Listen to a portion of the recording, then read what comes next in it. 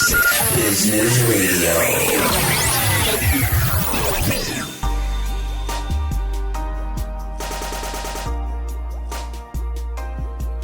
Hi everyone, it's Elliot, Essex Business Radio, Elliot Browne, Essex Business Radio. I missed my second name off because I often forget it. No, I don't really. And I'm here with Nick Cheshire of Nest in Essex. Hi Nick, how you doing? Not too bad, how are you? Do you know what? I'm very, very good, thank you very much. Good. Your day though, how's your day been? Interesting. Yes, yeah, interesting. We spoke about this beforehand. Have you had a little bit of pressure today? Yeah, little bit. It's got to that bit of the year, everyone's panicking, they want to be in before Christmas. Yeah. It's the same rush every year, but there tends to be various points where this happens throughout the year. But Christmas, I think, naturally is stressful when they want to be in the new house to sort of celebrate that period. Yeah. So everyone woke up, I want to move. Yeah. So Nick has a very successful property negotiating business. Yes. So we wouldn't class yourself as an estate agent, not these days. No. You class yourself as a property negotiator. And we're going to come back to your business in a little while. Yeah. I want to know about you. Okay. All right. So we don't know each other as well as some of the people that we've sort of had in here recently. We've only got to know each other. We did actually got to know each other reasonably well on a phone call. Yeah. I think straight away sort of bounced off each other and sort of got on. Yeah. And so one of the best things I find is that people buy from people, obviously, don't they? Yeah. 100%. You obviously find this for your clients. Yeah. And that's why they come to you. Yeah. And there's a good reason for that, and I'm sure we're going to come over that in the next hour in this podcast. But getting to know the people behind the business, the people, what you do, why you do it, a bit of history, so that it isn't just about the business and the fact that you do a great job. Let's find out about you a little bit. Yeah. All right? Yeah. I'm happy to divulge all sorts of shit about myself, to be honest. So you get fucking ready for this one, yeah? No, we won't go too deep. We'll have a few drinks and another one. I'm saying this to everybody. We're going to be doing another one in the new year, and we're going to have a couple of drinks. So you're going to have to get a taxi next time, and then we're going to really kick the shoes off and get to know you a little bit better. But this one we're going to keep it light. Okay. I'll be kind to you. Yep. All right. So come on in. Where you're from? You're local. You're a local guy, yeah? Yes. Like Essex and... So born and bred in Basildon. Yeah. I grew up in the wonderful Vanjay. Yeah. And spent the majority of my youth in that sort of area.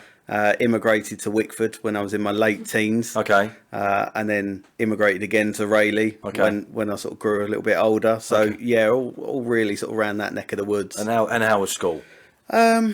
Interesting. So I went to Chelvedon in Basildon. Interesting's the word. See, that's your pause word, isn't it? To make, let's think of how I'm going to deliver this one. Yeah, I mean, it weren't a bad school. Okay. I mean, it was rough. It had its bits where it was quite rough, right? And it had a reputation, and there was the odd bit of trouble, but I wasn't really. I kept my head down, quiet, and kind of got on with things. But like I mentioned it earlier, I didn't turn up for the last pretty much 2 years. Yeah. The only lesson I turned up for was art, of all lessons. Do you know what? I loved art. Yeah. And I'm weirdly finding this, actually talking to people recently, is that there seems to be a creative...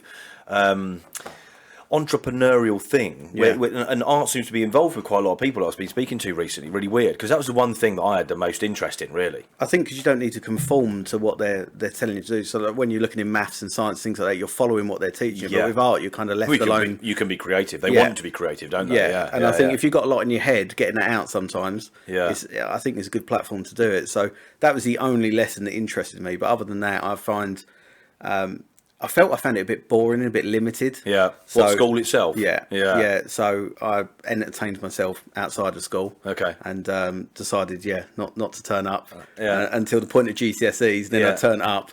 And how do they go? Failed almost every single one.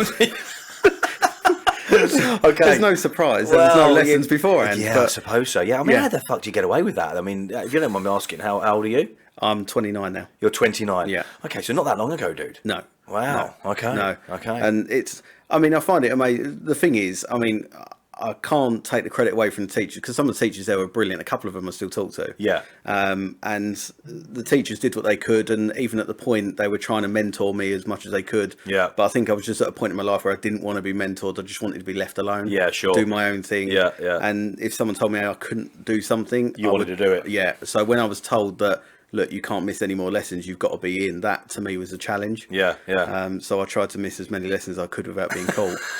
And oh my god. Yeah. It's it ended like that, and yeah, parents end up getting called in, and I had to stay in at that point. Otherwise, there would have been financial penalties. Right. So Okay. I turned up for about the last 3 weeks. Okay. Sat all the GCSEs, failed almost every single one bar in art. Right. How'd you do in art? I got a B in art. Did you? Yeah, I got an A actually. It was the only A I got, to be fair. But yeah, I think if I missed a couple of lessons, but I think I was so distracted at that point. If I really focused, I think I could have done better. But a B, and that being the only one, I'll take that. Hey, I think you did all right. Yeah. Congratulations. Yeah, thank you. A bit of hard work there. So you left school after that, so 16. Yeah, so I left school. I surprisingly enough, bearing in mind that I just missed 2 years of school, I actually wanted to go to college. Okay. Which I think I kind of got that bunking out of my system. Right. And art was something that I kind of focused more and more on. I wanted to go to college and focus on that. But there was a few things at the time that wouldn't allow that, mainly being parents. So I had to go into employment. I worked at a warehouse at that point. Okay, yeah. In Wickford. Okay. And that was interesting. Okay. That was interesting. Interesting, that's the word. Well, I was the quiet kid at school. Yeah. You know, I'd have a laugh and a joke with my mates, but I was a quiet kid. And to be thrown in a warehouse with like 15 middle-aged blokes, you can imagine language. And there's a lot of banter as well, isn't there? You know, throwing things around. Exactly. And being the young one, you're getting the majority of the stick. Yes, yeah. So, they put you in boxes and things, do they? Oh, worse than that. Oh, really? Yeah. It's, oh, well, no, you go there. You get thrown in skips and all sorts. You get left up on the top of the racking. Yeah, of course. Yeah. And you just grin and bear it until the next new kid comes along, and then you know you're scot-free. I can sort of see you stuck up there on the racking, to be honest. Yeah. I have to be honest with you. It's not bullying, but it would be funny. Yeah. Oh, I mean, I'm sure did you laugh at the next person that was stuck up there? Oh yeah, 100%, 100%. Yeah. And in a way, I laughed being that person because you can kind of see the fun. I mean, I was scared of heights a little bit at that point. Right. Okay. So it was a bit nervous, but you can't help but laugh. Yeah. But I mean, it was all harmless fun, and it was just a bit of banter between a load of fellas. So you kind of laugh and go with it. Yeah, of course. It was quite a good time. It was an interesting couple of years, but I think I learned a lot. What did you learn from it? I think I had to get on with people. Okay. Because where I missed that so much of school, I was segregated with the same couple of friends. Yeah. What were you doing when you were bunking off school? What were you doing? I've got to ask you. Running around Basden golf course. That was a classic one. Okay. We used to run around Basden golf course and nick the golf balls. So once they'd hit it down to the green. Did you sell them? No. We just used to nick them and throw them in the bush and run off. Things like that, or nicking the flags. And, so just basically just a bit of banter, just amongst yourselves, nothing, no harm. Typical teenagers, I think. And at that point, it was harmless fun. I mean, you was ruining someone's day, but that was as far as it went. Well, I mean, that was fun in itself. I'm assuming. I suppose watching them from a distance or in the bush and watching them looking around for their ball was probably pretty humorous as well. Well, we used to do it in such a way that they'd see us, so they would like follow us to shoot, and that was where the fun started. I see. So you would see how long you could keep them going for, and there used to be security guards that we used to call greenies because they was like in camo. Okay. And when the golfers used to go around to the main office, they'd report them, and then they'd come out. So the aim would be we wanted them to come out. Right. Okay. So we'd do what we can to instigate that, and then spend the next remainder of the day running around this golf course being chased. But it's a bit of harmless fun, and it was that hanging around the market. I worked on the market at one point growing up, and that was I think I learned a lot from dealing with people at that point as well. There's a lot to be learned from it. I famously run a market stall doing golf equipment. I don't play golf, and I did that for years. It's amazing what it teaches you about how to deal with people, how to negotiate. The whole process. It's the simple. I still to this day say that if you're going to set a business up selling product and you have no idea what your market's like, go and set up a stall in the market. 100 quid for a stall. Stick your stuff out there. Start selling to people. It's the quickest way to sell. I think quickest way to get out there. Yeah, cash flow wise, it's brilliant. It's perfect, from that aspect. But I think it's immediate, isn't it? Yeah, you've got that. You can do the same on eBay and stuff these days, can't you? Of course, but you just don't get the same feeling though, because dealing with customers face to face and kind of being on that level, I think it teaches you a lot of life lessons. Totally, not just a financial aspect. Absolutely. And as a kid, like a 14-year-old kid working on the market, and I had a couple of paper rounds at the same time. So I was doing well. So you always like to earn a bit of money then. You're always hungry for a bit of money. I was like 14, 15 and getting nearly 100 quid a week. Nice. And like for a 15-year-old, that's a ridiculous amount of money. Yeah. So Yeah, I think like the work ethic kind of come from there, Right. Because working on the market is hard work. It's hard work. And Yeah. So what was you doing on the market? What were you selling? women's shoes. Oh, were you? Yeah, women's shoes. Oh, okay. And yeah, it was in Pitsea Market, Right. and yeah, all sorts were going on. Yeah. All sorts, but it was fun. I run it with a guy who's like I'm really close friends with now. Right. At the time, we never met before. We've kind of been put together on this market stall. And Right. Fast forward, what's that now? It's nearly 17 years. Yeah. We're closer than ever. Oh, really? And yeah, we got on really well. So if you imagine, and you're like running this market stall with your best mate, Yeah. the owners would often disappear off and just leave us to manage this stall. So Sure. it just ended up being a laugh. Oh yeah, I can imagine. I can imagine. Yeah, it was some good days on there. Some Yeah. really good days, like Yeah. Saturdays. But find another 14-year-old that's going to get up at 5 o'clock in the morning. I'm not being funny. They wouldn't do it now, would they? No. Shit, the No. bed. No, I mean they ain't going to get out of bed, are they? No. You know, let alone work. I think it's not a pleasant job, is it? And it was so weird. Listen, you've got to have a determination. You've got to want to do something because it's early. It's an early morning, Cold, and whether wet. it's pissing it down with rain, snowing, whatever it is, you still Yeah. got to set up. Yeah. And that's the worst bit. Is setting up. Once you're set up, it's not too bad. Then you've got to take it all down again. Yeah. And That's I the get thing. it. The day's over and it's not over. Yeah, You've it's now not got to over. pack Then everything you've got down. another hour, Yeah. and you're knackered, and you. Yeah. But I tell you what I used to do, and I don't know whether you're about the same, but I couldn't stop eating bloody burgers. That smell of burgers and hot dogs and things coming across. I just all day. I'd be eating bloody burgers and drinking coffee. Next door to us was a burger stall, Yeah, and we like nightmare. befriended the lady there.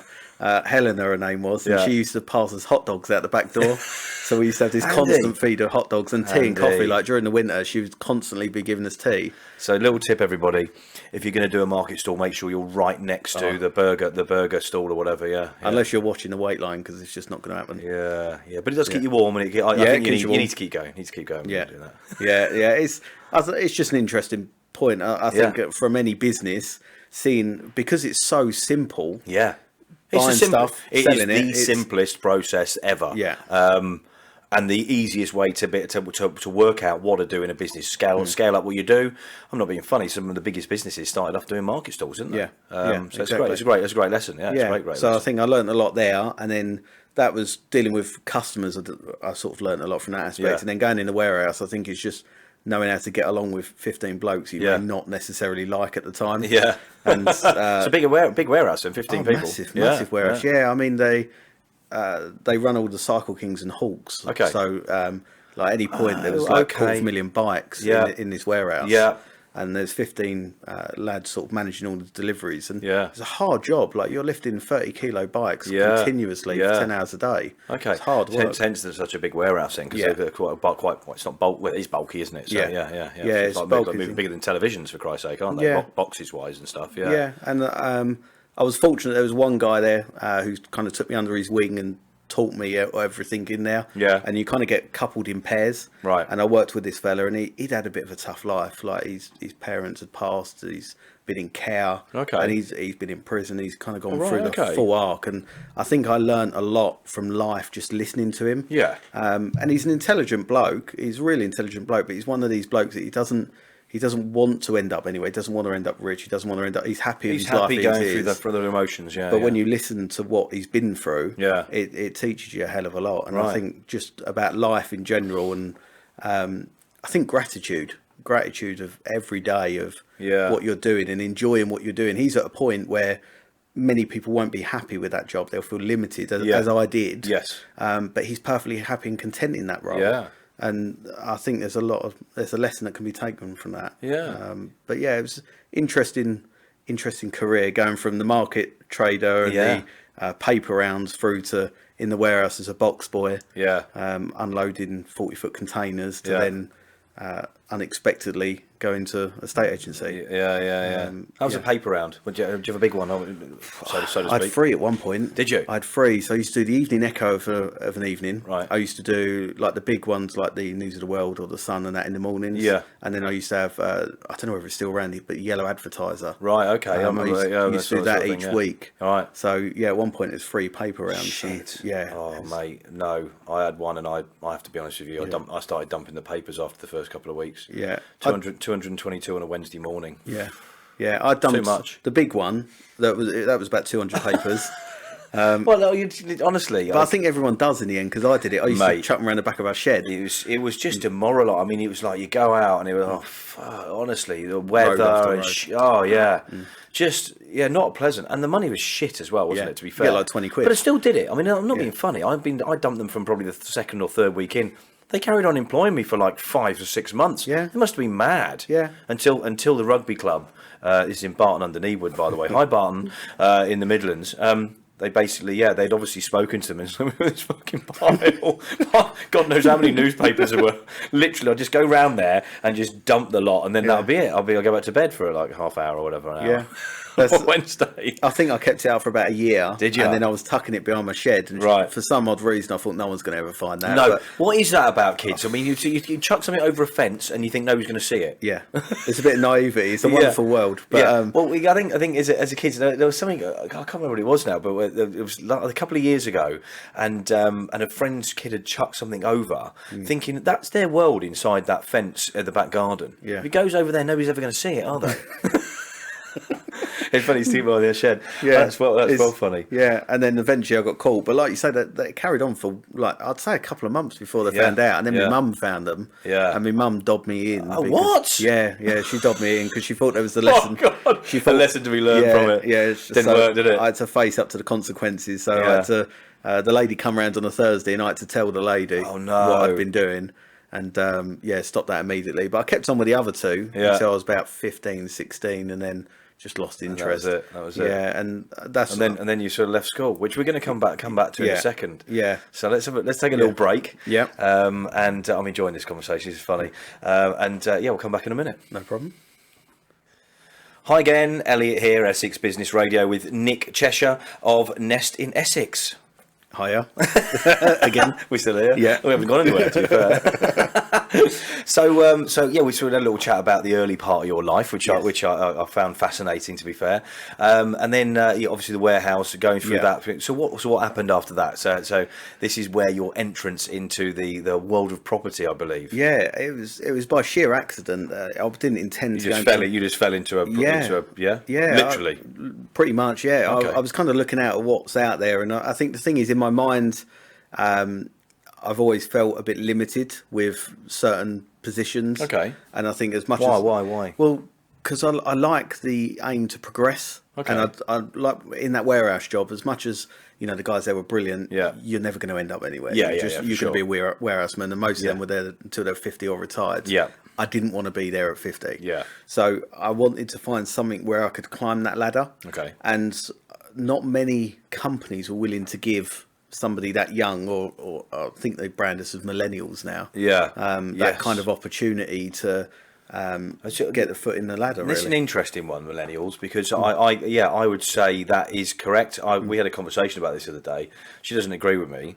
But millennials, she thinks, are born after 2000. No, isn't it between 1984 and 2000? Yeah, I mean, I'm like. I don't think I'm a millennial. You are definitely a millennial. No, I'm not. Yeah. If you Google it, I'm sure it's 1984 to 2000. That sort of period. I am not a snowflake. 1984. 1984. Yeah. Really? 1984. So that sort of growing up period of your life. Yeah. I mean, I'm 74, so I'm a little bit before that. So, really? Is that okay? Yeah. All right. Well, we digress, but carry on. Yeah. Yeah. So I'm 90, so I'm kind of branded. Are you? Fucking hell, you look good for 90. I know. That's good cream. That is. Yeah. Easy. But because of that, I'm branded as a millennial, and I think when it comes to that point, there's naturally a stigma with people my age. I think, particularly, I mean, in the period I'm at now, I don't think so much of when you were sort of 17 to 21. Yeah, that kind of void that people weren't really giving you an opportunity. Sure. So I was going out to companies and kind of looking at different things, and I don't know, I didn't feel anything fit right. Yeah. And property was something that I was quite curious at that. Okay. Because I'd moved a lot as a kid. Right. With my mum and dad before I was 10. Like, they split up when I was 10, but before that we moved quite a lot. Yeah. From Canvey to Southend, Pitsea, Basel, all over the place. Yeah. And then I moved a couple of times in my teens. So I'd kind of been through that process. And in a weird way, I quite enjoyed that moving process. Did you? But I didn't know what went on. All I knew is that we had a house, someone came and had a look, and we moved. That's all I knew. Yeah. So I think there was a bit of curiosity there, but I also saw the way that you could progress from, you know, entry level to negotiator to senior negotiator to valuer and work your way up. Okay. So I saw a progression there. Okay, yeah. And I felt that I've always felt I've had a level of determination that some people haven't got. I mean, you know, going back to the market and the free paper rounds. Yeah, of course. There weren't many 14-year-olds that were doing that. So I felt that determination, I could get into a role, and I knew that if I could get into something, I could scale quite quickly. Yeah. And work my way up the ladder. Yeah. So estate agency come along, and it was just one of them things that I thought, why not? Yeah. Why not me? Why not give it a go? Yeah. Gave it a go, and that was where, here in Brentwood. That was in Brentwood, just down the road. So it was a little independent agent at the time. They were purely lettings when I joined them, and they were just going into sales at that point. Right. So as they were learning about sales, I was kind of learning with them. Okay, so handy. it was quite an interesting transition, really. I was going to say transition. Yeah, I got to see all the lettings and the sort of run-ins of that. Okay. And that was fairly standard. Yeah. But the sales, like, it was a big learning curve for the pair of them, because the two owners had done sales previously. Okay. Went into lettings, knocked sales on the head for a number of years and gone back into it. So they were kind of learning everything again. Okay. And I was along for the journey. So this is, how many years ago is that? Oh, this is 8 years ago now. Okay. Yeah, 8 or 9 years ago now. Okay. Yeah. Yeah. So I was there for about 18 months. Yeah. I lived in Rayleigh at the time, and an opportunity opened in Rayleigh. Yeah. And I think for anyone to live and work in the same town is always a benefit. Yeah. I don't like a commute. I'm not very good with commuting. Yeah. It means getting up early, and I'm not good at that. Yeah, so yeah, of course. I think that You're not an early riser. No, definitely not. Definitely not. But to drive, like, for me to get from Rayleigh to here, for argument's sake, it's about half an hour. Yeah. So doing that half an hour trip every day, it does get a bit boring. Yeah. So having that opportunity to have a 2-minute drive to work was a no-brainer. like that, yeah. And I like Rayleigh as a town. So I took the opportunity, went for the interview, got well, I didn't get offered the job at the start. I went back for a second interview, and then I ended up like hounding them for about 3 months to eventually get the job. Oh, right. Okay. Very persistent of you. Very persistent. Wow. Even to today, like when I spoke to the owners, they don't know why they took so long to make the decision. Right. And that's not blowing my own trumpet, but they had so many interviews. Yeah. They just never made a decision. It's like they interviewed everyone and stopped. Right. But I consistently every week was on their back, chase them. It was meant to be. Yeah, I either wanted a yes or no. If it's a no, fine, I'll move on. If it's a yes, great, when can I start? Yeah. So it was that kind of mindset at that point. Yeah. Got offered the job in Rayleigh, and I think the career kind of grew from that point. Right. Because the owners were completely different mindset. Two very, very individual blokes. Right. So you had one was an estate agent, born and bred. All of his working life had been an estate agent. One was a mortgage broker. Oh, right. The one that was an estate agent was, I'd say, a little bit more privileged, I think is the best way to put it, in life. Right. Where the mortgage broker was a little bit rough. Okay. So you kind of got two really different people there. Yeah, and I learned a hell of a lot from them. Yeah. Hell of a lot. And although, I mean, they're closed down their Rayleigh office now and they've moved to Benfleet. But although they're kind of competition, as individuals, I think they're lovely guys. They're really, really nice guys. Yeah. And I'd say I learned a hell of a lot from them. Yeah. But the biggest transition's been since I started Nest in the first place. Okay, so come on. Yeah. Tell me about that. So we've spoken about that, a little bit about this. So I'm intrigued. So to that track. So this is the next transition, going from there, which you've learned quite a lot, to then going, okay, I want to do this myself. Yeah. And everybody's transition is very, very different here. Scary? Was it scary terrifying. when you thought about it? Absolutely terrifying. Yeah. At the time, I had 3-year-old triplets at the time. Yeah. So early starter. We discussed that. Yeah. Boys, girls, All boys. Yeah. The triplet boys. Yeah. They're 3 years old at the time. I had a partner at home who's at home full time looking after them. Yeah. So I was the sole breadwinner. Yeah. To cut a long story short, I didn't like how that business was going that I was in. When I joined, I woke up every morning looking forward to going into the office. And you could see the progression. Yeah. Because that was something that obviously you look for. And you want that. You want to scale up. Definitely. And you're promised a nice car. You're promised you can manage a branch. We'll open another branch. You can manage that. Okay. You get them promises. See. And all right. over time, that mask slipped. Yes. And I was there, and they were getting rid of staff, and it was just me and another chap that was left in the end. Okay. And the owners were disappearing off onto on holidays all the time, and Right. driving around in nice cars and getting all their house done up. And the frustrating thing was, it was me and the other chap there. That was, You're doing all the business. Yeah, you're basically lining their pockets. Yeah, and honestly, they used to sit at the back of the office watching YouTube all day. Really? That was their day. They'd turn up, they'd sit there watching YouTube, Yeah. they'd go home, they'd just watch endless videos. And there was a day where either one weren't in, Yeah. and they spend that day bitching about the other fella. Right. And it just wasn't a nice environment. Yeah. And I kind of decided, look, I'm not meant to be here.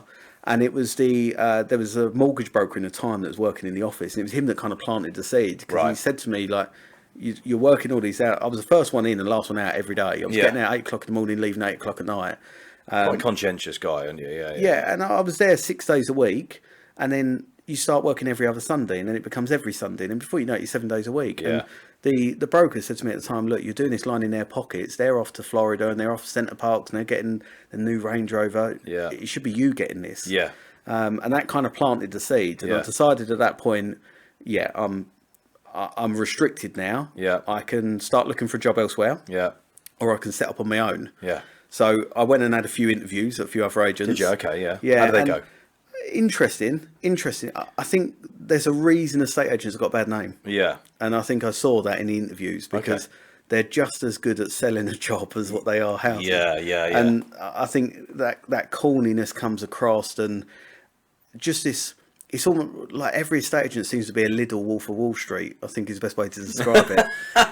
It comes across as that. It's like the Wolf of Wall Street, but on a budget. And it's like they just have that corniness to it. And it's kind of like they talk as if they're big market traders and they're turning over millions a year. Yeah. And I just saw the same promises on an interview being made. And that was where I kind of thought, right, do I want to get in the same trap to find out 3 years down the line I'm feeling the same as I am now? Yeah. Or do I want to step out, do this on my own, and give it a go? And if it all goes wrong, I can go and work for someone else. Yeah. And that's kind of the way I looked at it. Yeah.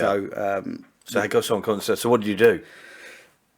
Well, I started setting it up. Yeah. Got the website done. Yeah. Got the email address sorted. Got the business cards done. Brochure done. And this is what, 6? How many years ago? This was 5 years ago. 5 years ago. Okay. Yeah. Cool. So I got all of that done. I was using various different websites and just getting these bits ready. And my plan was to get everything ready. Hand notice to the guys there. Run out the notice. On the last day, thank them for their time, because they'd kept me employed for a few years. Be honest with them and tell them what I'm going to do, and part on pleasant terms. It didn't end that way. It didn't go that way. So how did it end? What happened? Well, they found out somehow. Okay. And still to this day, I've got no idea how. Right. And confronted me about it and pretty much gave me an ultimatum. I either stayed put and knocked all the nest stuff on the head. And offered me a pay rise to stay there. Right. Or I walk away that day. Right. And I felt if I knocked it on the head, they would sack me a month down the line anyway. So, the possible likelihood of that, sure. And not only that, that trust isn't there. So if they did keep me on, they're always going to be suspicious. They're always going to be looking what you're doing. Exactly. Yeah, for sure. So I just felt that it wasn't the right thing. So 24th of November 2014, I took the jump. Yeah, and as we said, so we are to what's the date today? 26th. 26th, yeah, 26th. So happy birthday. Thank you. So I took the jump at that point, not by choice. It wasn't the time of year I was thinking about doing it. The aim was to start in the new year, so it was like 6 weeks early. Mate, what a fucking time to be doing it. I mean, that's like the worst time to be doing it. So what do you do? I mean, go and tell me what you did. Well, I sulked for a couple of days. Sulked and felt sorry for myself for a couple of days. Did you feel down, like really badly down as well? Like depressed? I say so, yeah.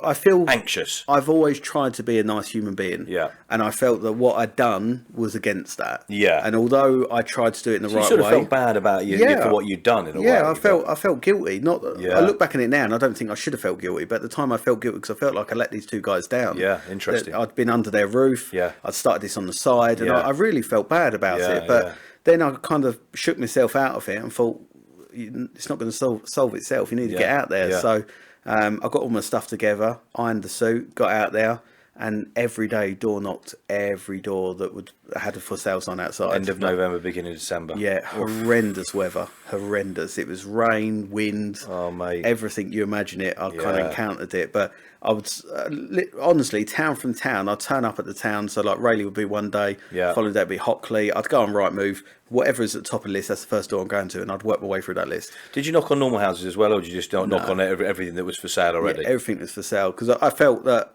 they had a problem. They were on the market, and I was the solution to that problem. Yeah, those that weren't on the market, it's so much of a harder sell to try. Totally. I'm just curious whether you did, if you saw a nice house and thought I might knock on the door. Yeah, I mean, I'm sure it's possible. Yeah, but I just felt, just on the balance of probability of winning business, I need to go to those that are already motivated looking at selling. And I know November, at the end of November going into December, is notoriously it's not the quiet. Worst time to be doing that, man. I mean, and knocking doors doing it as well. Who does that? Yeah, it was hard. It was hard, and it was scary. Fair play to you. And it was one of the things I didn't want to do it. Every bit of me like went against it and said, "Look, you don't want to be out doing this." You still went and did it, didn't you?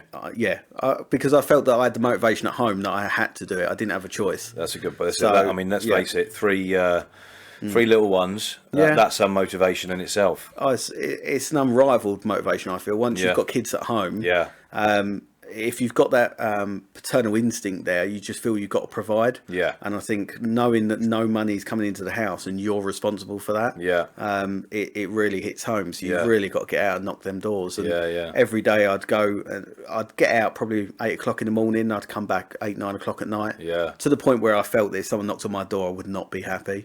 So I kind of cut it off at that point. I'd done that, rung as many people as I could. Every phone number that I could get hold of, I was ringing people, trying to generate business. Really? And it was hard leading up to Christmas. It was hard. But as soon as we got into the new year, I saw this trickle of people coming in. And I started to get people to contact me to actually come on the market. And then the weirdest thing happened is I made a promise to myself, and trying to be a good human being, I would not contact any client that I dealt with at that previous agency, because I felt I'm treading their toes, cut ties, let's not tread on each other's toes, keep it out. Clients were going through Facebook and actually messaging me and asking me. Were they? Yeah, and they were saying, look, where have you gone? And some of the stuff, like the guys had told the like landlords and stuff, that I've been sacked for stealing stationery. Oh, really? Yeah, I don't know what stationery there is in the estate agency to Nick. A couple of staplers and a bit of envelopes, but that's about it. But and have you still got those? What, the staplers? Yeah, they're handy. They come in handy. But the clients were just like messaging me and saying, look, where have you gone? What's happened? And I was open with them, and I said, look, you need to go and speak to the guys there. I'm no longer there. I left on this date and kind of left it there. So you still did that, and did they still want to deal with you? 100%. Right. Yeah. Okay. Interesting. There was two. These guys were just sounding like they lost interest anyway in the business. To be fair, they weren't just interested in the money. They'd lost their passion for what they were doing. They 100% lost the passion. They lost the drive, but they got in the awful cycle of, well, I ain't doing it because he ain't doing it. And then the other one's doing the same. So before you know it, both of them are not doing anything because the other one ain't doing anything. And that's the cycle they fall in. And they fell in, should I say? But or fold. You could fold in. Fold in. But it wasn't nice to see, because they were two nice guys. And when I started, they were so motivated, and the energy that they had was brilliant. It was contagious. But you just felt over time, it's almost like they relapsed and never got back on it. Yeah, but that's by the sounds of it, for sure. And when I left, the other guy that was there with me as well left, and the mortgage broker left. So suddenly you got two owners there. They've got two offices, and no staff. Wow! So that was a bit of a reality check. But that absolutely proves that losing that passion, their eye on the ball, keeping that, working on the business. They still could have worked on the business. They can still go and do shit. But still work on it. Make sure that people know that you're working on it. Just even if it's at a distance. But doing that completely changed their business, didn't it? And lost what could have been. I feel their star player. I feel, looking back on it, I've learned some lessons from that, because I think there's a lot to be learned by what people do, but badly, or how not to do it as well as I think that's a perfect way. I think how not to do it is a prime example, because I looked at it and I didn't feel valued. I felt a little bit used. When it come down to financially, like, commission was being cut, and although the income was going up, commission was being cut. And their income was going up, and it's a bit like, I just didn't feel anything of that was making me want to stay there. And it was it was almost like a moral choice because I really liked them. Yeah. I got on with them really well on like a It sounds friend like level. it was always a difficult transition. I mean, it's not you've almost gone against the grain of what you want, what you thought you should do, but there was a part of you that's gone, yeah, but I need something of my own here. Yeah. These guys aren't really doing it, and by the sounds of it, you've done that a few times. You've sort of looked at the situation and gone, yeah, it's okay here, but there's something better for me, and gone off and found that. We're going to take a little short break, and we're going to come back on that because it's really interesting the way this is going. Elliot Browne, Essex Business Radio with Nick Cheshire. Cheshire. Yeah, I think it's anyways right. Anyways right. To be fair, you can't get Brown wrong, to be honest, can you? No, there is that. So we're having a little bit of a chat. Actually, probably got a bit carried away having a bit of a chat about the sort of next stage when you obviously after you sort of set up and sort of as you've gone and scaled things up. We know already that you look at how you can move up the ladder and that has happened in your business scaling up. So talk us through the last sort of 5 years on how things have progressed and what you've done to be different from other, let's say, estate agents, but I won't use that word too much. Yeah, when I first started, I kind of looked at it and I thought, if I rewind slightly, when I worked at the previous agency, they closed business down for a few weeks. Just purely because there's some replastering going on and stuff like that. Okay. So we worked. It wasn't like you left and they closed and they were like, fuck this. So No. We can't do this anymore. Our main guy has gone. Yeah, it's all over. Yeah, weren't quite like that, unfortunately. But unfortunately, they closed the doors a couple of weeks while this works were going on, and we didn't do like the business stayed at a sustainable level. We didn't lose any business by not having a shop there. So to me, that said straight away, interesting. You don't need that. You shop. picked up on that. Yeah, immediately. You're a smart cookie, aren't you? Well, I kind of felt that you don't need that shop, and I think we was at the end of the high street where no one went to anyway. It was a bit of a dead end. Right. So it was always a seed that was there, but that kind of cemented that for me. So I realised, right, I don't need to be in a shop, so the spare bedroom will do. So it started in the spare bedroom. I aimed at going low cost because I felt if I could do the same as everyone else is doing, but for cheaper, it's a no-brainer. Obviously. So I started pushing it out on that basis. Low cost, £1,000 to sell a house. Up to the £1,500. Pushed, but I just realised it weren't sustainable. Right. When you start looking at marketing costs, when you look at Rightmove, just property owners membership, anti-money laundering, when you start including all the memberships in it, it's just not a sustainable amount. And I found that I was chasing the tail constantly. You're selling properties though. Oh, selling loads, selling properties. But the money's coming in, and it's going as quick as it's coming in, and I'm doing 14-hour days. So I'm working longer hours for less money, and having the stress of running a business. Hey, welcome to the world of being an entrepreneur and setting a business up. Everybody thinks, and how many people have ever said to you, "Oh, you run your own business, do you? How lucky are you? You must have loads of time." And you go, it doesn't work like that, does it? The first years or whatever, it doesn't work like that. You have less time, less money, more stress, a hell of a lot more stress. And I think you learn a lot about yourself as an individual during that point. I think you do, yeah. So I think it was a massive learning curve, but I realised after 18 months, look, this ain't sustainable. I can't carry on doing this. I'm a great estate agent. I'm not a good business owner. And I started to have doubts at that point. Am I doing the right thing? Do I need to be just knocking this on the head and going elsewhere? There was a point. Those thought processes are standard. It came in. I introduced a fella into the industry. We got on really well. The business started picking up and it seemed to go in the right direction. And I found that I got that drive again because that drive sort of plateaued a little bit. And I got it back again. And that fire started again. Because you had somebody that you could sort of impart some of your information to and help out. You said come from outside the industry. Go on, talk to me about that. Go on. He was a surveyor to start with. So he come from a surveying background. He worked for an insurance company and come from that background. So he had a knowledge of property. Buildings and contents insurance. Buildings insurance. Property burnt down, he'd go and inspect it and tell him what he's doing, that sort of thing. So he'd got a level of understanding of property, but there was that level of naivety there. And I just find that the quality of agent at the moment, and even 5 years ago, it's just been consistently poor. And this whole employed role, people get in, first 3 months are great, and then it fizzles out, and they're just used to getting their basic wage each month, and they're not hungry for that commission. But I also found that the standard that I had set by bringing someone in from outside that industry, the bad habits weren't there because there were some awful habits. No preconceived ideas. Exactly. There's some awful habits in this industry, and once they're taught to you, it's so hard to break that.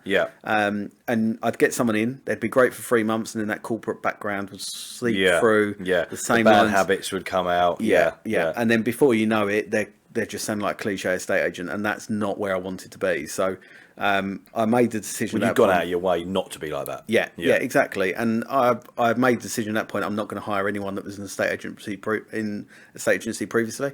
So that's when I looked at Kyle. Yeah. And he left the company that he was at. They went bust, and he was left without a job. And it was one of them positions that we both kind of went, look, you need a job.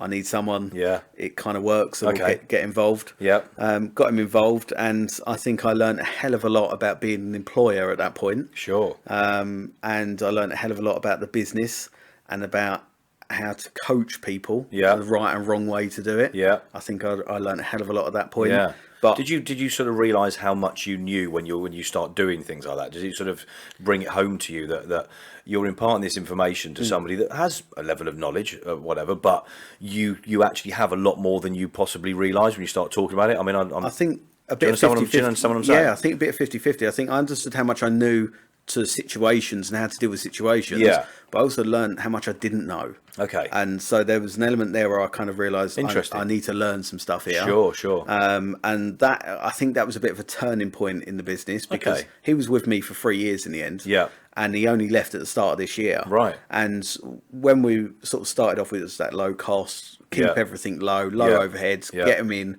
sell as many as we can. We kind of had that preconception. Yeah. And that was totally wrong. Right. That was totally wrong. And I looked at external industries like hospitality, and saw what they were doing, and how you can adopt that in this industry. Always useful to do. I think finding things that work in other industries, and then adopt, adapt, and improve is a phrase I use a hell of a lot, but it is, isn't it? 100%. Find something that works for them and use it there. You know, masterminds are really useful for things like that. Have you ever been in a mastermind? I know of them. I've never been to one. No. Superb. It's exactly that. People you go around and you find out. You know, you can put a challenge out there, and then you go around the table and find out ideas from other people. And everybody's in different industries, and so you get an idea and you can use some of those. So I mean, that's really quite forward thinking of you to sort of look at that and go, actually, let's have a look at something different here. Well, there was a few little experiences like going on holiday and when you stay in a hotel and like what you experience. Yeah. I just realised that client experience is the most important thing. And from the very first step you step in that hotel to the last point you leave, you want to leave with a smile on your face, having enjoyed that night. Yeah. But it's just amazing how one tiny little thing can ruin that whole experience. Yeah, of course. So we only remember the shit things, don't we? Exactly. When it goes wrong. We don't remember the good things when it goes right. Well, you do, but... Yeah. And the weird thing is that Kyle said something to me, and he said, and it kind of rung true, you know the old saying about you're only 9 foot away from a rat at any point. That. Well, you're only ever one connection away from someone that's had a bad experience with an estate agent. Okay. So if you ask your friends and your family, there will be somebody who's had a bad experience with an estate agent. The same with them onwards. Yeah. So that kind of tells you immediately there's something wrong with the industry. Yeah. And that's why estate agents are hated as much as traffic wardens and bouncers. We're all in the same boat. So I think that's where you're not hated. So why are you classing yourself as we? Well, because it's just an industry, isn't it? You're just part of that industry. Like it or lump it sort of thing. But I kind of looked at that and thought, right, I need to scrap the business, not knock it on the head, but kind of destroy everything, build it from the ground upwards. I need to look at from the very first point of contact I have with a client to the very last point. So it wasn't scrap; it was more like let's rip it up and okay, I'm with you. And I kind of looked at that and thought, right, what can I do to make that as pleasant as possible? Now, I felt that my feedback from clients was how I was dealing with them was fantastic. Yeah. But there were still things I could improve on. So I'd look at these external industries. I'd look at some names in the industry. Now, the thing is with the estate agency industry, it's a very ignorant industry. People don't want to learn from each other. No. And everyone wants to act as if they know everything, and nobody's... I don't know that it's just your industry. I think this has become very apparent in the last 6 to 12 months, talking to a lot of people in America and stuff. Yeah. I think it's an English thing, mate. I'm not being funny, but there's a lot of industries in the UK. Yeah. We all seem to be a little. Well, I say we. Well, okay, we're classed as we, but there's a lot of people seem to be like that. You know, well, that's the thing. You look at the Aussie market for property. Yeah. There's some names out there, and they've got some brilliant podcasts they're putting out over there. Yeah. And but they're just giving all this information to agents to use. And that's what they do in the States. Yeah. Here, nobody wants to give information. No. Nobody wants anybody else or somebody because they think, well, if I give them the information, they're going to beat me. Yeah. Shows a massive lack of confidence and skill set, I think, personally. Yeah, and it is a level of ignorance, and I think nobody wanted to put their head above that parapet and kind of go, I'm going to do it differently. Yeah. And I was in that bracket. I didn't want to do anything different. I was Right. worried what everyone thought. Yeah. I thought if I do things wrong, like all them agents going to look at me and they're Yeah, going to laugh. yeah. And It's I funny. was It's so a funny worried. feeling, isn't it? It's Yeah, strange. yeah. And then something happened. I don't know what. There was no trigger. A switch got flicked, and I just didn't care anymore. And I thought, right, I'm going to do this my way. Yeah. And I accidentally fell across a couple of names in the industry. I was going through Facebook. I still to today don't know how I come across them. Yeah. Couple of names in the industry. Started watching some of their videos and Yeah. thinking, hang on a minute, this is what I'm thinking. Yeah. And the more I've sort of watched, I then found people in Australia and started Yeah. listening to some of their stuff. Yeah. And when you kind of listen, like I think Australia customer service for a state agency, they are miles ahead of us. And Miles it ahead. seems like America and Australia are very, very similar. Very similar. Not just in property, I think generally across the board, but I think it's the marketing side of things, you know. I think marketing, the client experience, Yeah. the care. The care, Yeah. that's the thing. I think yeah. you're absolutely right. You hit the nail on the head. It's the care for the people you're dealing with. Yeah. And there seems to be a lot of that. The Yanks love it. The Americans they love that. They all care for each other, and and the Australians definitely. Yeah. I don't know why, but here it's a totally different kettle of fish. But It's starting to adopt that. You've adopted this. Yeah, I think looking at that and bringing that in, Big thing. it's a game changer. Big game changer, Yeah, yeah. and communication is the biggest thing, and it's the cheapest commodity. Yeah. With WhatsApp, with your iPhone, with It's Facebook easy to Messenger, do it, yeah. it doesn't cost anything. But like in Australia, they're contacting their clients every single day. Yeah. Even if they've got nothing to say, they're contacting them. Yeah. Over here, you only get contacted if they want to reduce your property price, Yeah. or whether they've got a viewer, yeah. or an offer. They're the only 3 times you tend to get contact. Yeah. So that's where I looked at it and kind of reinvented everything. I thought, right, we need to take a little bit from each one of these, cherry pick the best bits, That's it. put it all together, Yeah. and created this package. And Yeah. then I looked at it and thought, right, well, if I look at the competition, I did a bit of a sneaky mystery shop, Yeah. and called around a few agents Yeah. to value the home. At this point, I hid behind the brand. So Yeah. you'd never seen my picture online. You didn't know that I was running Nest. I hid behind the brand. Right. I got these guys round. I listened to what they've got to say, went back, and I realised at this point that not so much I haven't got competition, but what I've created now is miles ahead of where these guys are at. Yeah. And if they're going out quoting 1%, I shouldn't be going out quoting 1% because I'm worth so much more. Because what I was being shown, it was almost laughable.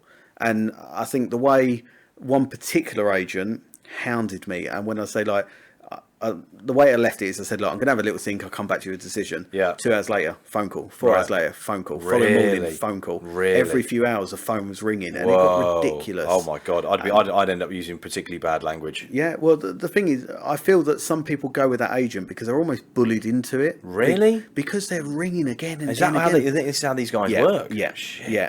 They're that sort of mentality, and they're quite Let's big agents. Let's get on the phone to a few people. Yeah. They're, I couldn't do that. I No, couldn't do that. no, I couldn't. Look, if you don't want to deal with me, that's fine. Yeah. And do you know what? Sometimes it works like that, and they'll go, "Do you Yeah. know what? Actually, I quite like this guy." Yeah. And they'll call you afterwards, won't they? Well, that's the thing. I felt ghosting them. They'll just get bored and Yeah, leave it, but yeah. that just made it worse. So I ended up answering the call and just saying to them, "Look, I'm not interested. Thank you very much. I'm not interested. I'm going to market with another agent." Yeah. That then opens another can of worms. Yeah. Because then they're on the phone every day at that point. Well, to try and get trying to pull win you the back. business. Wow. And it was just ridiculous. And in the end, I admit to them who I was. Yeah. Click of fingers, phone call stopped. Yeah. No phone calls. No from the more back of phone that. calls. Yeah. But I realised at that point that the service that I was delivering was far superior to what I was competing against. Yeah. And the way I was delivering it and the way I was marketing properties was so far in front that I Yeah. need to charge that higher fee. Yeah. But So talk to me a bit about the marketing. So Yeah. how are you marketing the properties? What was it making you different then? there's a strategy for everything. Yeah. So traditionally, estate agents go around, they take their photos Yeah. on a cheap Argos camera, chuck it on Rightmove, wait Yeah. for the phone to ring. Yeah. That worked in 2013 and 14. Yeah. You didn't need to be an estate agent. You just need to be able to answer a phone, open a door, Yeah. sell houses. Yeah, if that yeah. person won't pay asking price, next person will. Yeah. It was that easy. Yeah. Now the market's changed, and you have Yeah. to be a lot more tactical with how you work things. Okay. So the way we look at properties, again, estate agents have a habit of saying to people, no, don't paint that wall. You don't need to do that. Or no, don't move that furniture around. We'll take it as we get on the market. 'Cause Yeah, they want to get them photos and get on Rightmove today. Uh-huh. I'm now at a point where I'm saying to people, look, that red wall in your living room, I get you like red, Yeah. but it's quite a blunt colour, so to speak. It's quite loud. Yeah. paint it white, paint it cream. Yeah. Let's dull that a little bit. Yeah. Let's move this furniture around. Yeah. Get rid of that sofa that's sat in the corner doing nothing. Okay. And advising them to present that property correctly. Yeah. So when I get a photographer around, the property looks at its best. Yeah. And owners respect this advice. Sure. You know, if you say to them, you've got handprints going up the wall in the hallway. Yeah. I get you've got young kids. Yeah. A weekend, it's Magnolia. Can you just give that a quick paint? Yeah. So that's clean for viewers. Yeah. They don't mind it. Yeah. But there was a fear before of saying this. I felt like I'd lose business by saying it. Right. Okay. So I've been a bit more honest with how we prepare the property. We then got the professional photography because I think that if McDonald's is getting professional photography for a Big Mac, why are we not doing it for a £500,000 house? Good point. So, you know, when you look at the thing, I did a video on this one about Ford. Right. So I went into Ford to have a look at the Cougar. Yeah. They gave me a brochure. Yeah. And you look at the style of the photography there, the lifestyle picture, it just looked fantastic. Yeah. It's a £25,000 car. Yeah. You know, now we're talking £500,000 house. Yeah. And someone turns up with their Argos Nikon and takes a few Yeah, pictures. It just doesn't look good. Yeah, So sure. the professional photography is a must. Yeah. The descriptions, traditionally it's smooth plastered ceiling, textured walls, or UPVC window. No one cares about that. Yeah. Sell the property as a bit of a story. Yes. So you can explain all them things, but you can summarise it in a nice story. Yeah. So overall, the presentation is far better. Then it comes to the launch. The launch has got to be at the right time for that property, but also the local market. Okay. Because naturally, every day it goes up and down. Yeah. We have access to all this information through the back end of Rightmove, so we can see when them views are peaking up. Okay. That's So when you're analysing information and sort of optimising when you put these things out there. Yeah. Okay. Yeah. So okay. when the interest is there, bang, it's up. Yeah. You don't want to just stick it up and hope the interest is there. Yeah. It just doesn't work like that. Yeah, it's interesting. I mean, it's a very calculated look at how you can market it correctly. It's very different from what we've spoken about, recently in another podcast, and I like that because it's very, very different. But it works very well for you. Yeah. So there isn't one set way to do these things. No. You find the best way that works for you, Yeah. and you absolutely fucking leverage that. Yeah. And you found your scalextric groove, so to speak, as I keep using this terminology, but it works for you, doesn't it? I think it works tremendously well, and for the client as well, it works better for them because each strategy is tailored to the individual. Yeah. So if they work in London, they don't go home until 7 o'clock. Yeah. You don't want to be having a viewing at 7:15 because they've just got in for the day's Yeah, work. So yeah. there's a strategy for everything, and it does fluctuate slightly, but ultimately the marketing plan and the launch is the same. Yeah. And that goes from town to town. It's just analysing that data, which is readily available. Yeah. But this is where I think estate agents got lazy over the last 10 years because when I very first started, they would look at all this data. Then it got really busy. They stopped looking at it, and now they're still not looking at it. Right. It's all there. You can see it. Mate, I think the biggest thing for business is analysing data. I mean, it's the key. It's the key to moving forward. If you can analyse that and pick the best from it, and you keep adapting, improving, tweaking things, repeat. It works. It works, and it absolutely has done for you for sure. Data and common sense. Yeah. You know, if the house is on the school, or the house is on the same road as the school, should I say, you don't go doing a viewing at 4 o'clock because there's going to be cars outside. Exactly, yeah. So you just got to apply a bit of common sense, use the data, and that will give you a strategy in mind. Yeah. But it's always having that plan B rather than I never want a client to ring me and say to me, what do we do next? And I say, I don't know. Yeah. We've always got a plan B ready to go. Yeah. Because then if this is not going the way we need it to go, then we need to have a plan of action ready. Yeah. And the client needs to know that plan is there. Yeah. So you both know that we need to action this at this point. And I find that works tremendously well. Yeah. Tremendously well. And you have a lot of clients. We're going to come back and talk about that in a few minutes, and or in 30 seconds or 20 seconds. Whoever's going to listen to this, it's going to be almost seamless to them. We're going to take a quick break. We've got a thumbs up. It's Elliot Browne still here with Nick Cheshire. I don't know why I'm going to say it like that. It's a bit weird, to be honest. I don't even know the right way myself, to be fair.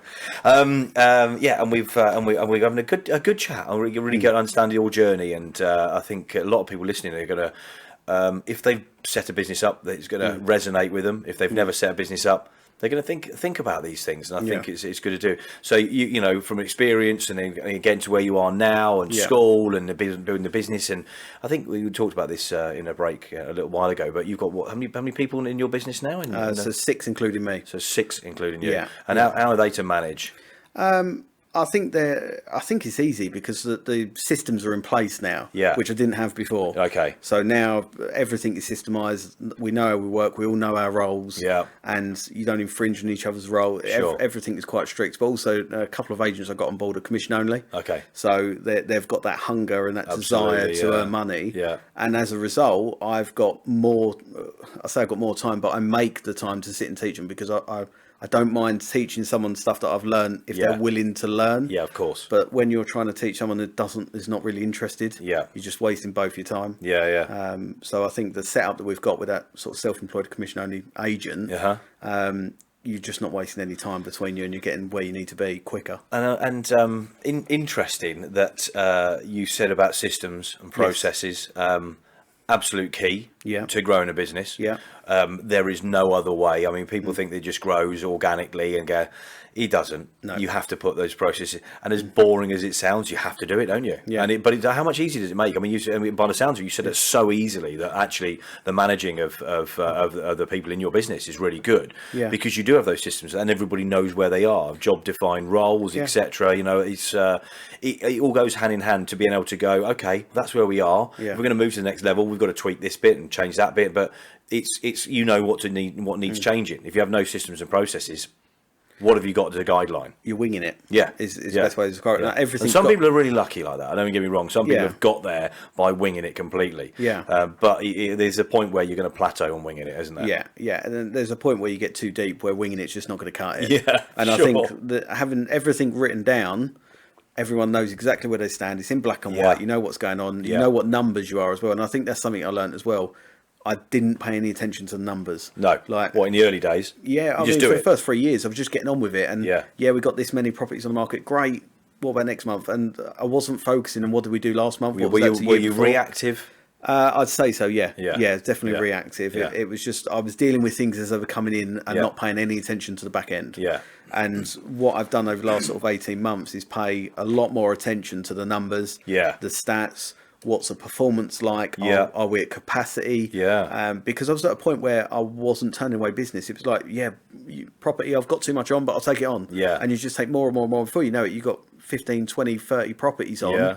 And you're doing 14-hour days and you're not servicing them clients correctly. And it all just goes bad. So like having that, knowing your limits to know how you can deliver that level of service to the level you want, and knowing them numbers, it makes a massive difference to the running. So interesting. I mean, you're so 5 years old, and it's really a good 3.5 years in where you started realising the value of knowing where you are. If you know where you are properly, you can then know where you want to be. There's no guidebook. For this, I think it's the same for most industries, but particularly for this industry, there is no guidebook on how you should do it. No, of course there isn't. There's any guidebook for any business because every business is entirely different, isn't it? You know, even if it's in the same industry, the people are different, how you work differently. You know, if you try carbon copying somebody, you're never going to do it, are you? No, but taking little bits from that and learning bits, it works well. But I think there's no one really that put their head above everyone else and said, look, this is what I'm doing. And it's a very secretive industry. So people would let a little bit go on what they're doing, but it's only a little bit. They don't let everything go and they keep everything to themselves. Even if it's working well, they won't share that because they don't want the guy down the road knowing it and him doing it. So it's a very secretive industry. So you kind of need to learn this all yourself. And I think I had a level of ignorance when I started because I felt that I knew enough. And the moment I accepted that I didn't and that I need to start learning more and read it, like I read the first book I ever read in my life. I was 28. That was the first time I ever read a book. And that's the point where I realised I need to start reading. I need to start listening to podcasts. I need to start reading articles, watching videos. I need to self-development. I need to concentrate on my own self-development as much as the team. And if I'm learning, they'll learn. And I think it's leading by example as well, because if they see you learning and they see you reading these books and they see you watching these videos, they're going to want to do the same. So it took 3.5 years, but that lesson came. And I would say that I've grown more as an individual, both professionally and personally. And that's the biggest way to success. You grow, you develop yourself. Then the business will develop, and everything develops, and the success comes with that. And, you know, success is obviously a byproduct of it anyway. You enjoy doing what you do, don't you? Your passion for doing what you do. What do you do in your spare time, though? What do you do? Do you have much spare time? I'm a bit of a nerd. So Self-confessed. yeah, so now I have a bit non-negotiable private time when I'm with the family and I have a bit of downtime. Yeah. And in that downtime, You make that happen, do you? Yeah, you have to. You have to yeah. because in the start that just doesn't happen. Of course, no. You just don't get any time off, and that dream of having the business and all this free time, it just doesn't exist. No, it doesn't seem to, does it? No. And it goes on forever, seemingly, as well, doesn't it? Yeah, and there has to be a point where you go, right, enough's enough. This is my family time. This is when because it does start affecting relationships. If you don't pay attention to that, then relationships can deteriorate. Yeah, definitely. Yeah. And you've got your kids as well, and you've got sort of 3 twins, which I'm assuming are. Yeah. It's got to that point where they're growing up and they're starting to identify that I'm never around. I'm always at work, and as soon as they start asking questions like what time's Daddy coming home, that's when it starts hitting home a bit. Yeah, and you kind of realise, look, I'm not at home as much as I need to be for these kids. Yeah, and I remember my dad working long hours. Like my dad was never there because he was leaving for work 4 o'clock in the morning, not coming home till 8 o'clock at night. Right. Yeah. So I know that feeling, and I don't want them to have that feeling. So I changed it so I had that non-negotiable time with them.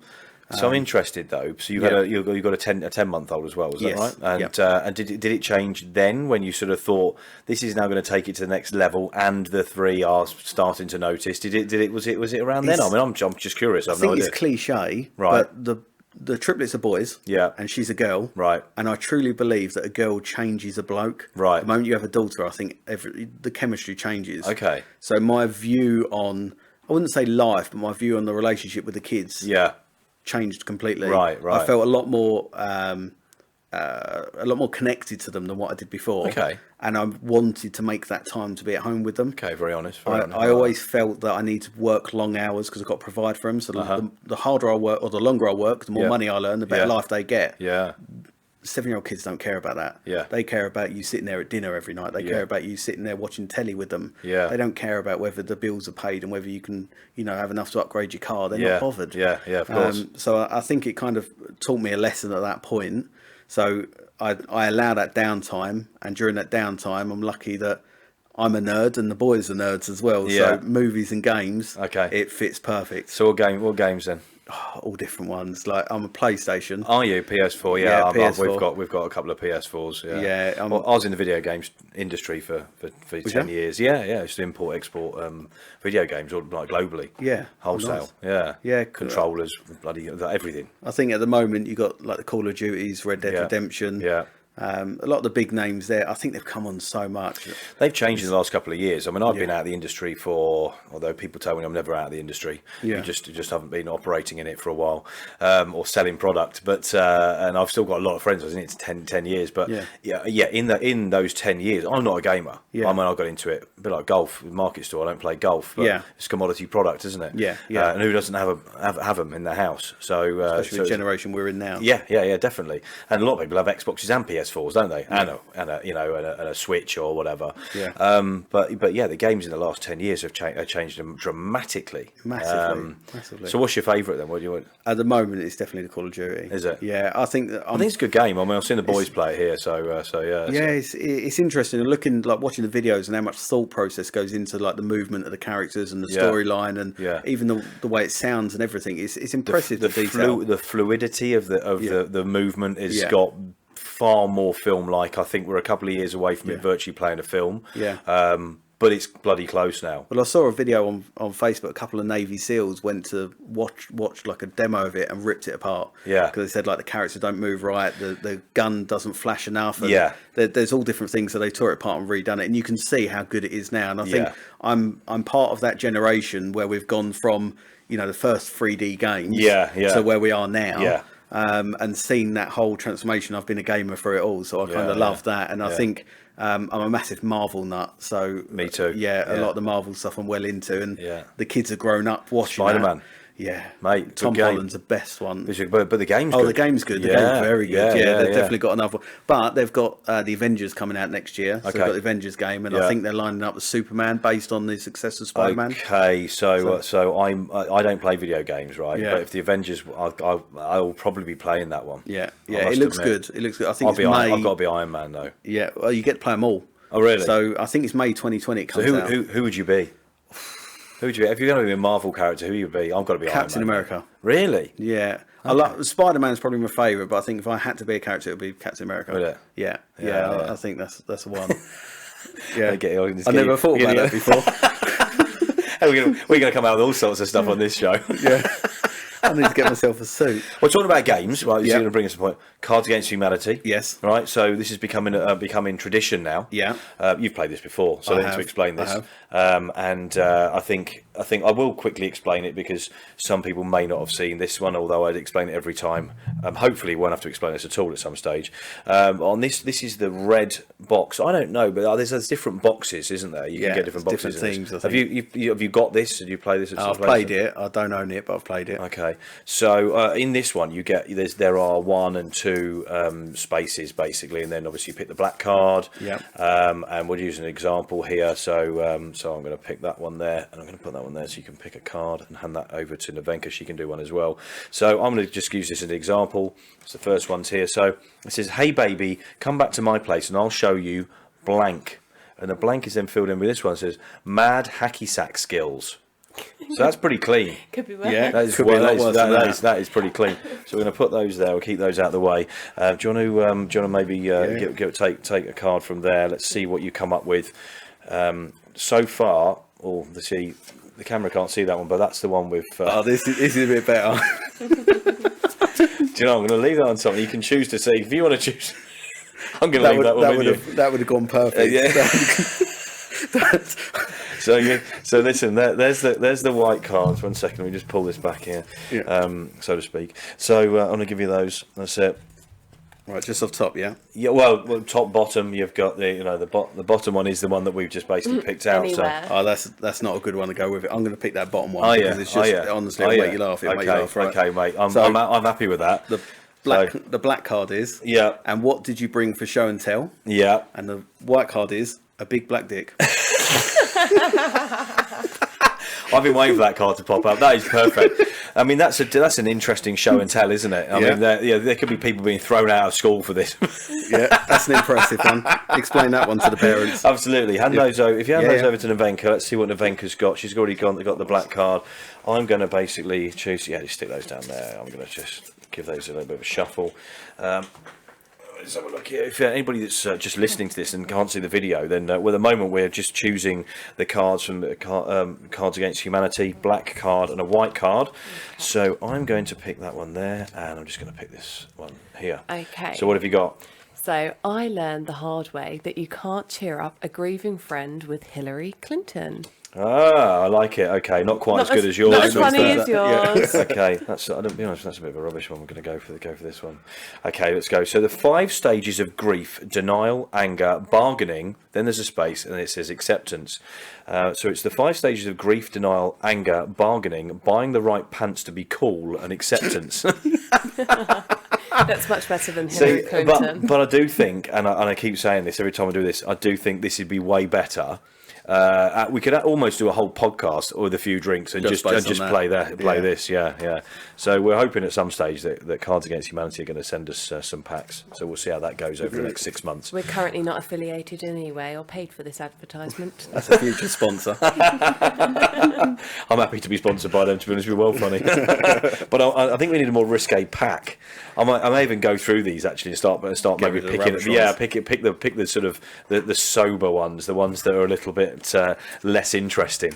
So I mean, it's been an absolute pleasure having you in and going over that. So, I mean, the differentiator, and I do like to talk about this, and I pissed somebody off recently at a show and asked them about their differentiator. They didn't have a differentiator. They got offended, in fact, didn't they? And it'll be something I'm going to bring up a lot. The differentiator you have then in your marketplace is what? What would you class yourself as a differentiator? It's me. Okay. It's big-headed. Yeah, it is a little bit big-headed. I'm blowing but then my own we work. You'd blow your own trumpet if you could. Yeah. We've worked out the big-headed because obviously you had to extend your headphones. Yeah. I think the thing is, I am the one thing that my competition hasn't got. Yeah. So how I am and the way that I'm constantly developing and evolving. Yeah. But when clients are ringing up asking to speak to me and only me, that kind of told me that I'm doing something right. So I need to carry on what I'm doing. Yeah. So, and I've managed to get myself into a really good position where clients are willing to wait to come on the market to market with me. Yeah. Now, I've turned around and said to them, look, I'm at capacity. Yeah. And if I take another property on, I'm not going to deliver the level of service I want to the clients that I've got. And I'm sure that they would feel unhappy if I took on too much and I wasn't delivering the level of service to them. Sure. Because I've taken another property on. Yeah. So people are understandable. Now they can ring Joe Blogs and get on the market this afternoon. Yeah. But I've got people waiting 4, 6, 8 weeks to come on the market with me. Yeah. Because I'm at capacity at the moment. I'm saying to them, look, I need to sell 1 or 2 of these. Yeah. And then I can bring you on. So we get all the marketing sorted. Yeah. We got the pictures done. We get the everything's ready. I just can't give you my full undivided attention on your property. Yeah. I know that's a very honest approach as well, and I think to have a waiting list on this is your absolutely ideal purpose situation. I mean, for what you do. Kudos to you. Well, and we talked about did we talk about the award, or were we off air when we did that? So we did a bit quick live, didn't we? But on mention it now. Yeah. So tell us about that, and congratulations. But tell us about the award. So the award is for the British Property Awards. Yeah. So we won it earlier on in the year for sales. Yeah. And the previous winner won it for 2 years in a row, and we knocked him off that spot and won that. Yeah. And then that was for sales, and now we've just found out yesterday that we won it for lettings as well. Honestly, same award. Well, so thank you. Congratulations, well done. And I think, to be honest with you, mate, testament to what you've done.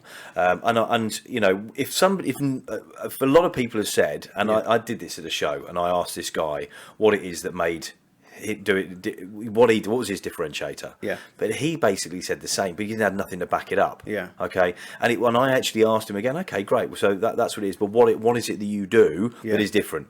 You've explained that here today. Yeah. He couldn't explain at all. Actually, in fact, he probably got a little bit embarrassed and got offended because he actually didn't know. I had no idea. Because I said to him, there's 20 people in a room doing exactly what you do. What is it that sets you aside from the rest? You could easily explain that. And very, very cool, in a very cool and calm way. Yeah. You're going to get offended by that, are you?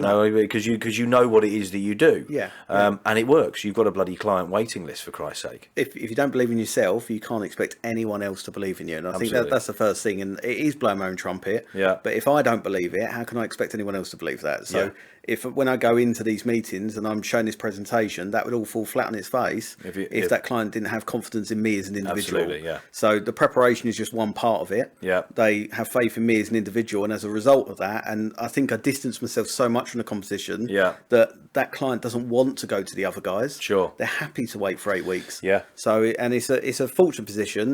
There are a few agents that have that luxury. Yeah. And it is a luxury, and I hope it continues like that. No, but it will continue like that. Provided I constantly develop. Yeah. Yeah. I think the moment complacency will stop that. Absolutely. You never ever get complacent. But I don't think you will. I think I learned a few lessons that's going to stop me from doing that. Yeah, sure. So, and as we said, how not to do it. It was only literally learning that from other people's complacency. In essence. Yeah, exactly. And I think that has allowed me to be in a good place business-wise for me. Yeah. But also to allow a platform for other agents who maybe want to set up their own business but can't afford Rightmove or can't afford that startup cost. Sure. I'm allowing that umbrella for them to kind of have a micro business inside my business. So they work for themselves, they're self-employed, commission only, they work their own hours. They just stick by a couple of rules that I set in the sense of client care and how I want the transaction to be looked after. And they will have the same thing. Interesting. So it's a very different position now. Yeah. If you came to me 3 years ago, completely different story. Yeah, of course. But you've learned a lot, and you know where you sit now. Yeah. And so where can everybody find you? So you can find me on Facebook. So if you just search Nicholas Cheshire on Facebook, I've got my personal page. But I've also got Nest in Essex on there. They've got their own page. Okay. We've just started pushing Instagram a little bit more. So I'll definitely say follow us on there. Yeah. Or the website, nestinessex.co.uk. Yeah. Okay. Cool. Yeah, that's the main place. Or the office in Rayleigh, which we get the keys for the new one next week. Oh, do you? Yes. Yeah, we've got a new office coming. Congratulations. So we're going to come down and come and say hello. Yeah. We're getting the champagne out, or what? Oh, we will be. Yeah. We'll be, yeah. Make sure we're there. Yeah. New office, better office, bigger. Yeah. Nicer finish, more parking. Nice. Still not on the high street. Yeah. But I'm not going now. So it's a nice place. Well, congratulations on that as well, mate. I mean, in the short time that you've been running, let's face it, in the grand scheme of things, it is. Yeah. And at your age as well. I mean, not that is ever a negative or a positive, but particularly, but fair play to where you've come from, what you've done. Thank you. Really looking forward to seeing where you go in 2020 as well. I mean, it's going to be a big fucking year. Yeah. It's ended on cracking. It's going to be a cracking into this year. Yeah. So I'm looking forward to 2020. It's a challenging market. Yeah. But I think that's where I'm now thriving. Yeah. So I'm looking forward to whatever Brexit brings, or this general election, or whatever's going on. Brexit, Schmexit, whatever. Yeah, I'm looking forward to what's going to be happening. Yeah, definitely. I think you've got yourself in the right place. Well, thanks very much for joining me, Nick Cheshire. Not a problem. Thank you for having me. Elliot Browne, Essex Business Radio. Thank you very much, Vivenka. Thank you. And I look forward to the next one. We'll have a couple of drinks next time. We'll do that. Yeah, definitely. Yeah, I'm up for that. Great stuff. Thanks very much for coming in. Take care. All right, cheers.